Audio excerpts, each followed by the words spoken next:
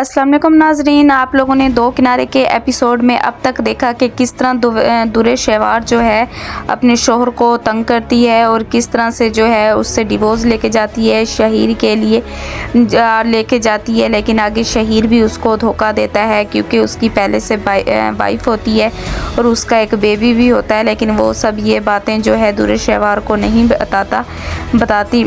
लेकिन जो दुरे शहवार है वो जो है उसके इश्क में पागल होके उसके साथ चली जाती है और बाद में जो उसको धोखा मिलता है वो फिर भी जो है नहीं सुधरती। फिर भी वो दोबारा जो है अपनी शोहर की ज़िंदगी में आ जाती है और मावरा और अपने शोहर को जो है तंग करने लगती है। उनसे बच्ची जो है दुआ वो छीनने की कोशिश करती है और उन पर जो है केस कर देती है और अदालत में जाकर मावरा और उसके शोहर के किरदार पर जो है उंगली उठाती है और कहती है कि इन दोनों का जो शादी से पहले का अफेयर था, इसलिए इन्होंने मुझे डिवोर्स दी और जो है मेरी बच्ची को इन्होंने मुझसे छीन रखा है, तो मेरी बच्ची मुझे वापस दे दें। इस तरह से वो जो है अदालत में अपने शोहर और मावरा पर घटिया तरीन इल्ज़ाम लगाती है और अपनी जो बच्ची है वो वापस ले लेती है। लेकिन अपनी बच्ची वापस लेने के बाद भी वो उसका ध्यान नहीं रखती, उसे बुखार भी होता है फिर भी उसका ख्याल नहीं रखती। और दूसरी तरफ जो है तैमूर की ज़िंदगी में भी जहर घोलने की कोशिश करती है। तैमूर और उसकी वाइफ को भी वो अलहदा कर देती है और जो है तैमूर जो है वो दूसरी लड़की से भी उसको मिलवाती है ताकि जो भाई है वो दूसरी लड़की से शादी कर ले। इसकी जो दोस्त होती है उससे ये दुरे शहवार चाहती है कि तैमूर जो है उससे शादी कर ले, लेकिन तैमूर की माँ जो है वो नहीं मानती और दुरे शहवार को सख्ती से डांट देती है कि तुम क्या बोल रही हो, क्योंकि तैमूर पहले से शादीशुदा है और ये शादी नहीं करेगा। और दूसरी तरफ जो